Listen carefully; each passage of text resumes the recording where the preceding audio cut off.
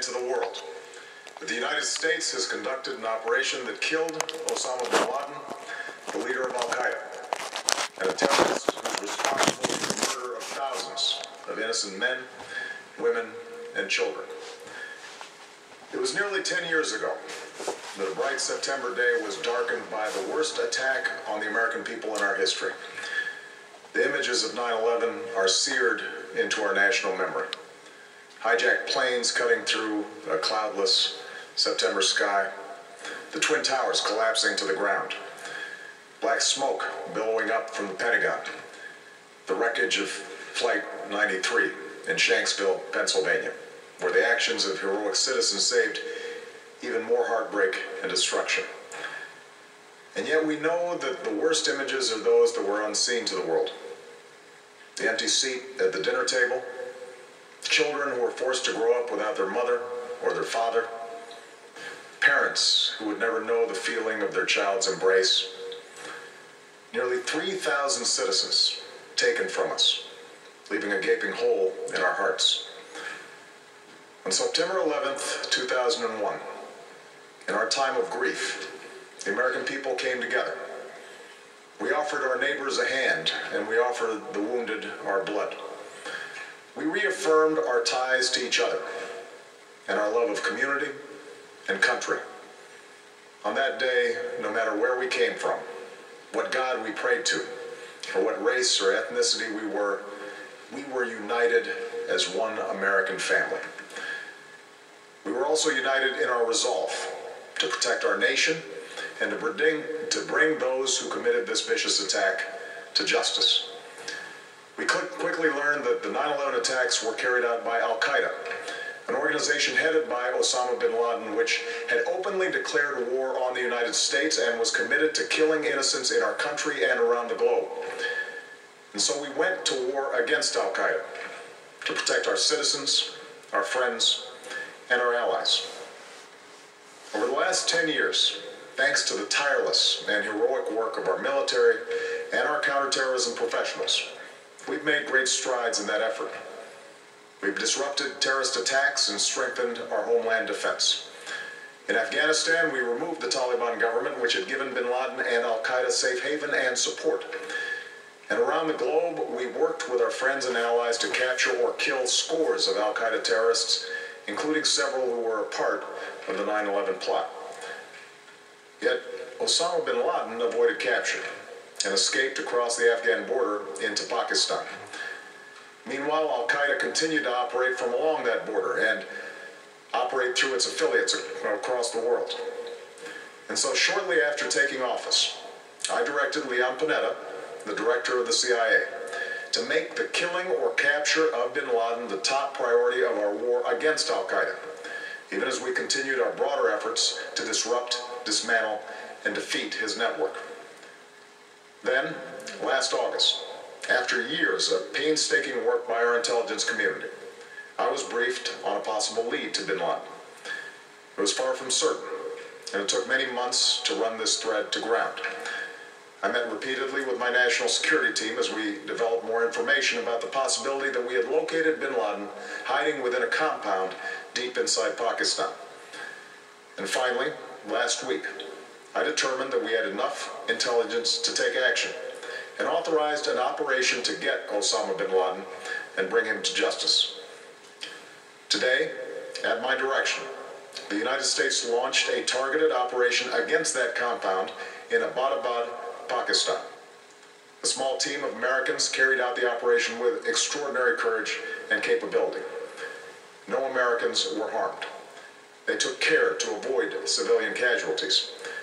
After a firefight, they killed Osama bin Laden and took custody of his body. For over 2 decades, bin Laden has been Qaeda's leader and symbol, and has continued to plot attacks against our country and our friends and allies. The death of bin Laden marks the most significant achievement to date in our nation's effort to defeat Qaeda. Yet his death does not mark the end of our effort. There's no doubt that Qaeda will continue to pursue attacks against us. We must, and we will, remain vigilant at home and abroad. As we do, we must also reaffirm that the United States is not and never will be at war with Islam. I've made clear, just as President Bush did shortly after 9/11, that our war is not against Islam. Bin Laden was not a Muslim leader. He was a mass murderer of Muslims. Indeed, Al-Qaeda has slaughtered scores of Muslims in many countries, including our own. So his demise should be welcomed by all who believe in peace and human dignity. Over the years, I've repeatedly made clear that we would take action within Pakistan if we knew where bin Laden was. That is what we've done. But it's important to note that our counterterrorism cooperation with Pakistan helped lead us to bin Laden and the compound where he was hiding. Indeed, bin Laden had declared war against Pakistan as well and ordered attacks against the Pakistani people. Tonight, I called President Zardari, and my team has also spoken with their Pakistani counterparts. They agree that this is a good and historic day for both of our nations. And going forward, it is essential that Pakistan continue to join us in the fight against Al-Qaeda and its affiliates. The American people did not choose this fight. It came to our shores and started with the senseless slaughter of our citizens. After nearly 10 years of service, struggle, and sacrifice, we know well the costs of war. These efforts weigh on me every time I, as Commander-in-Chief, have to sign a letter to a family that has lost a loved one, or look into the eyes of a service member who's been gravely wounded. So Americans understand the costs of war. Yet, as a country, we will never tolerate our security being threatened, nor stand idly by when our people have been killed. We will be relentless in defense of our citizens and our friends and allies. We will be true to the values that make us who we are. And on nights like this one, we can say to those families who have lost loved ones to Al-Qaeda's terror, justice has been done.